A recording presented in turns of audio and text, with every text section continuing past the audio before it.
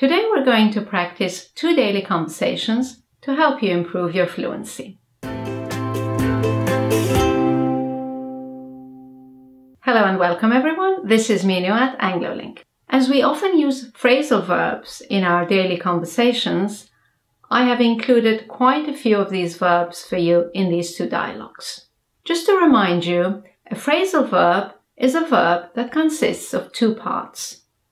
The first part is always a short verb like give, go, come, get, etc.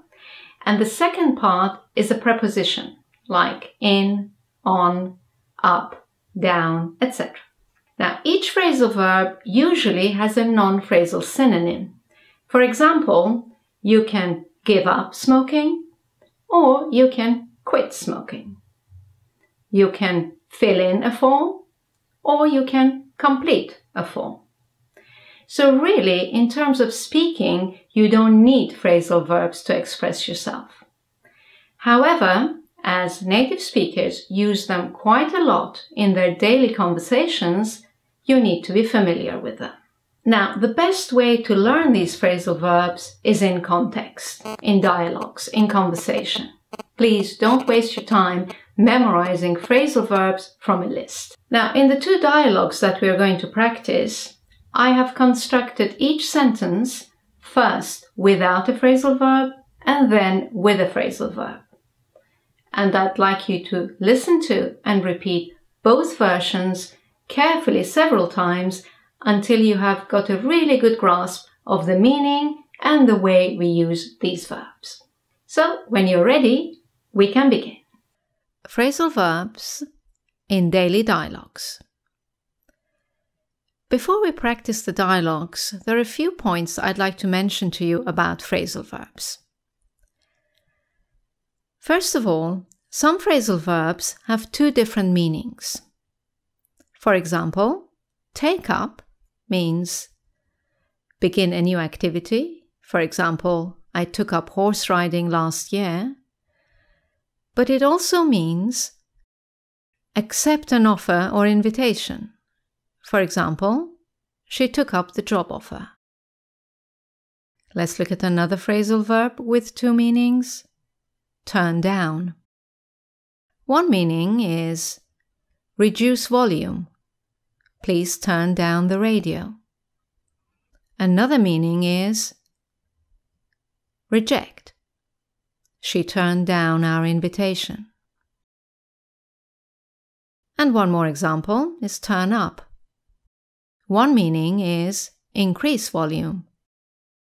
Please turn up the radio. And the second meaning is appear. He turned up at the party without invitation. The second point about phrasal verbs is that most phrasal verbs that take an object can be separated by the object. For example, you should give up this job, or you should give this job up. Another example, let's pick up the boxes, or let's pick the boxes up. If you replace the object by a pronoun, you must put the pronoun between the 2 parts. Should I give up this job? Yes, you should give it up, not give up it. Shall we pick up the children?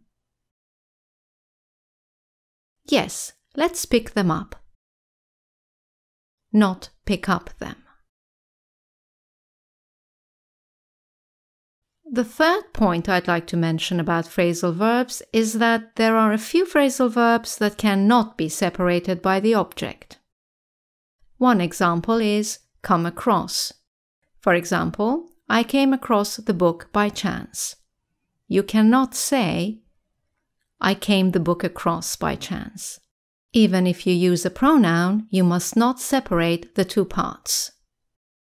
I came across it by chance. Not, I came it across by chance. And of course, there's nothing to worry about when the verb is intransitive, which means it doesn't take an object. My TV has broken down. I stayed up all night.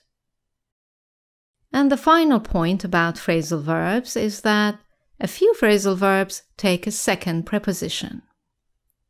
For example, I am behind with my emails. I must catch up on them. Or another example, we want to compensate for this mistake. How can we make up for it? And the third example, this noise is intolerable. I cannot put up with it. Right then, it's time to practice our dialogues. Listen and repeat these dialogues after me. Repeat both the sentence without the phrasal verb and the sentence with the phrasal verb. Dialogue 1. Could you increase the volume of the television, please?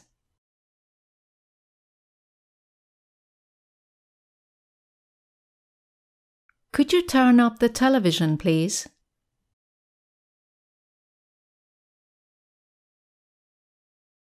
Okay. Is it loud enough? No, that's too loud. Please decrease its volume.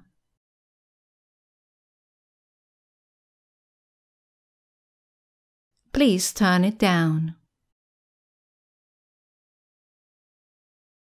Will you make a decision? Do you want it loud or quiet?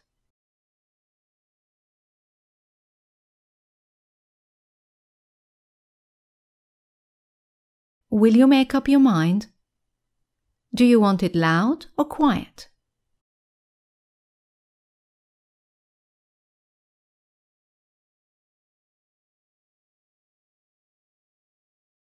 What's the matter with you? Why are you so stressed?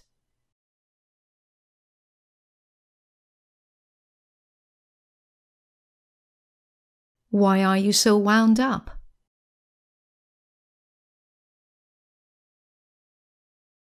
I'm sorry, I'm tired. I didn't go to bed last night.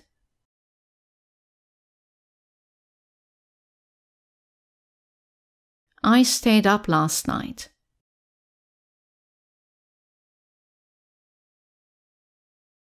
Why did you stay up? I had to do my unfinished work.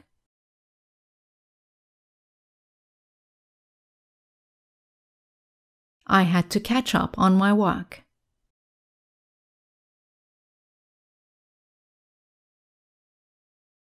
I thought you'd quit your job.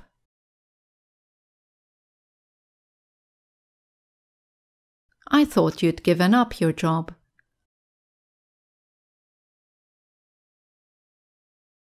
Yes, I have. This is just a temporary job I've accepted.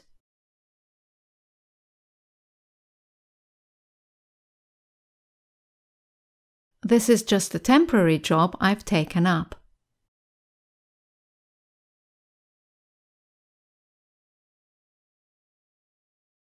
What can we do to reduce your stress?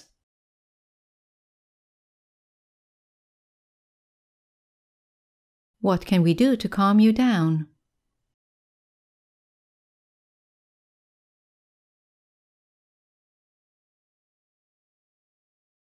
I think I need some fresh air. Do you feel like a short walk?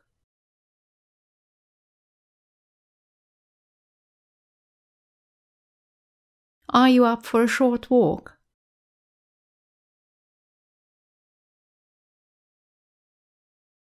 Sure, and we can buy something for dinner on the way back.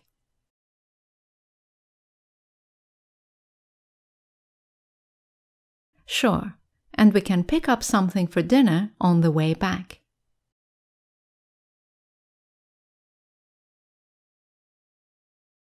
Dialogue 2. I don't know why Joe hasn't arrived yet.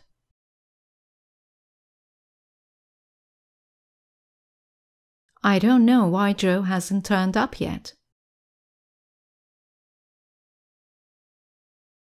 I hope his car hasn't stopped working.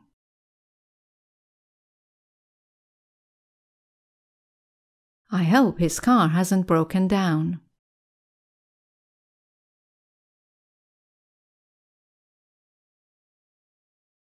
Joe is not coming. He refused my invitation.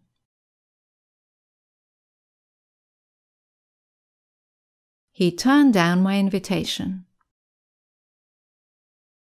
Really? That's not like Joe.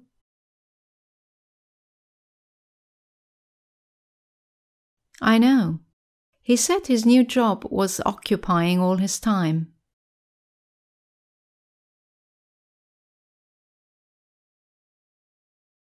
He said his new job was taking up all his time.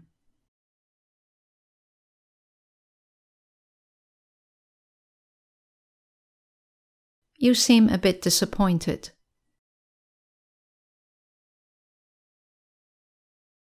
You seem a bit let down. Yes, I am. I think he was fabricating an excuse.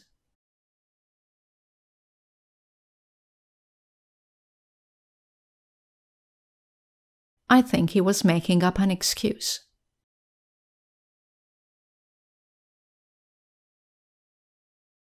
I doubt that.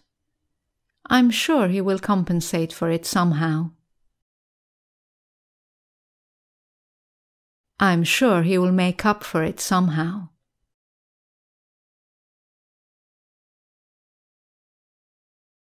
I hope so. Would you like a cigarette? No, thanks. I'm reducing the number of cigarettes I smoke.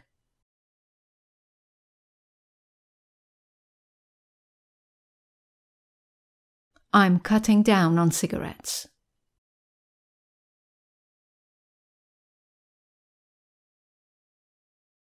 I'm not in the mood anymore. Let's end this party.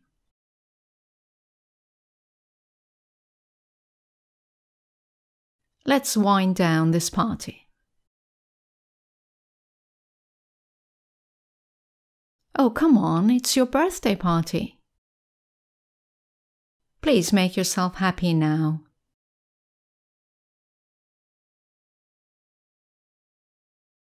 Please cheer up now.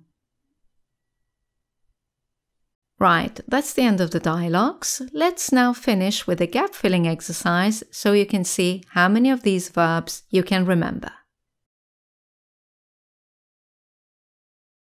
Number 1.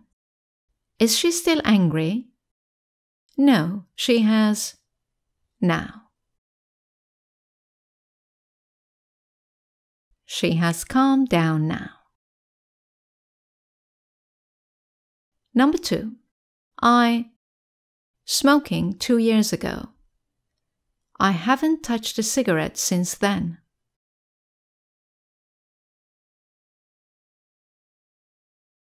I gave up smoking 2 years ago. Number 3. I'm really behind with my studies. I must on them.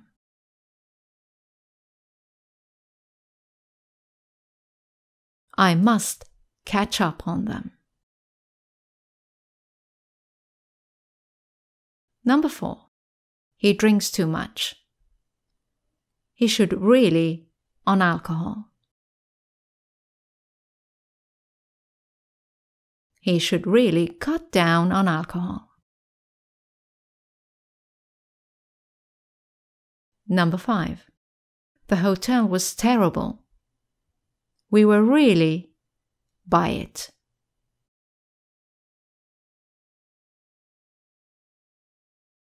We were really let down by it.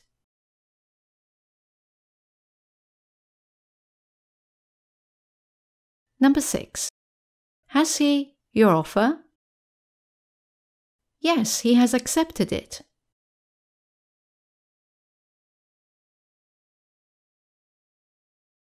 Has he taken up your offer? Number 7. Could you the music? It's too loud. Could you turn down the music? Number 8. Don't be upset. Try and cheer up. Number 9.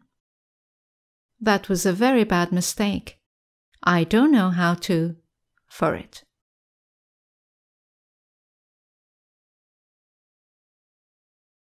I don't know how to make up for it. Number 10. More than 500 people to watch the show last night.